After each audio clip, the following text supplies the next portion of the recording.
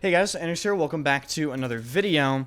Before we get into the video, I have a special announcement. Today is March 1st, and as of today, my channel sponsor, Glitch Energy, offered me a flavor of my own. And all we have to do as a community is generate 10 or more sales in the month of March. I have never actually mentioned Glitch Energy on my YouTube channel before, and I just think this is a really cool opportunity. You guys get to actually choose the flavor and the name of the flavor. So if you've never tried Glitch Energy, the link is in the description. Be sure to use my code Anders for 20% off. If we can hit 10 sales, I will put up a poll to decide the flavor and the name of it, and they will go with that. So just a little plug. I'm obviously not going to mention that every single video. I just thought it was pretty exciting. Now, the actual video, I made a video yesterday saying that Battlefield 2042 Season 4 was definitely the worst season we have received so far. And I stand by that for the most part. And I say for the most part because I think I was a bit too harsh on this map and a few of the other aspects, and we'll go into detail. For the first time in a long time, I'm going to make a video, and basically I'm just going to say, hey, I was wrong about some of this stuff. So maybe some salty commenters in the last video will watch this video and be like, yeah, you know, Anders is wrong. Yeah, well, that's fine. As always, if you enjoy the video, hit the like button, and of course, subscribe to the channel. Over 70% of people that watch my videos are not subscribed, so if you watch them a lot, just check if you're subbed. Now, let's talk about some of the things that I talked about in the last video. In the last video, I mentioned that I played the Season 4 update quite a bit, and I felt like the map suffered from verticality spam, and I also felt like Breakthrough was pretty terrible. And I stand by that this is definitely not the greatest map in the game, and it's definitely not the greatest Breakthrough layout, but I do think that I enjoyed Breakthrough more today than I did yesterday, and it's for one very simple reason. Every single lobby I played yesterday in this new map, my team's tanks were basically instantly dying, and we would lose every single point instantly with very little resistance, and I just felt as though that you couldn't move anywhere, you couldn't cross anywhere, there was very little cover.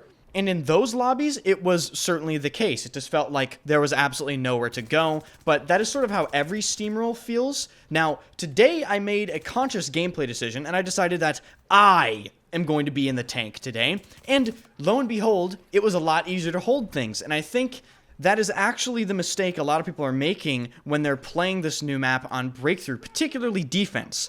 Defense, if your team's tank dies, you're just going to get rolled, and you're not going to be able to stop it unless you have a coordinated squad of friends, you know, playing lists or C5 or something like that.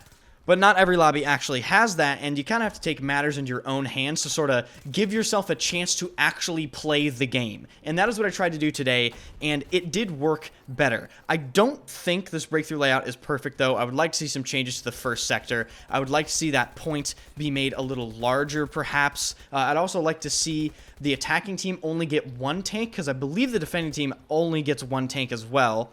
As far as Conquest goes with this new map, I think Conquest is definitely the way to go.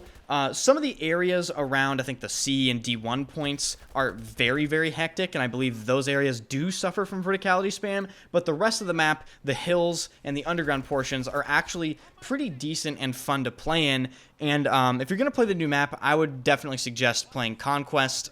So I think I might have been a little wrong on the map and the modes and all that stuff, but a few things that I will absolutely not back down on the fact that this season did include some things that just simply didn't need to be added to the game, such as, you know, a secondary shotgun, more ranged explosive damage, such as the SPH launcher, and the Specialist, as of right now, in my opinion, is just pretty irritating, and the last thing 2042 needs is more irritating aspects.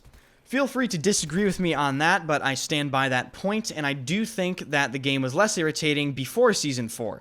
So, is Battlefield 2042 Season 4 the worst season still? That's up for debate. I would still say it's probably the worst season in terms of adding things that don't need to be added to the game. In terms of the actual content, it's not the worst season. I think the new weapons are great. I think the new Specialists offer some interesting synergies. Whether or not they might be overpowered is up to discussion, like Irish APS plus the anti-lock-on radius. I think that is yet to be abused, and look for an upcoming video on that. Research will absolutely be conducted. And I think I was a little too harsh on the new map. It's not the best map in the game, in my opinion. I still think Spearhead is better, but it's definitely better than a lot of the base game maps. Hourglass. But, yeah, I think I was a little too harsh on it. I think Breakthrough could absolutely still need some improvement. Just change the layout. You need to change some of the capture points, maybe move some cover around. I don't think we'll ever see that happen because they don't necessarily rework new maps that they put into the game, but that would absolutely still be on my wish list. For those of you asking about the Season 4 Best Weapons video, I've had a couple people ask me, like 5 or 6. That video will be made as soon as I get all the weapons unlocked. I don't have, I think, 3 out of the 4 new weapons. I have both of the vault weapons, so as soon as I get those weapons unlocked, you'll see that video. My weapon attachment setups videos will obviously be updated as well. A lot of different weapon setups I've found to be useful have come to being used by me, so this was probably going to be the biggest update to those videos we've seen in a while. And if you're looking forward to that, hit the like button and, of course, subscribe to the channel. If you want to help out with the Glitch Energy new flavor, or the flavor of my own, becoming a real thing, the link is in the description for that. Be sure to use code ENDERS for 20% off. Try a starter kit. You get a shaker cup, and you get 5 of the new formula flavors to try. And I think it's the cheapest thing on the website.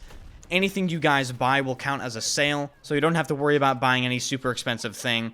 I will say, though, some people have said that the shipping outside of the US is pretty bad, so if it is, I apologize. That is legitimately out of my hands, and I have brought that up to Glitch in the past.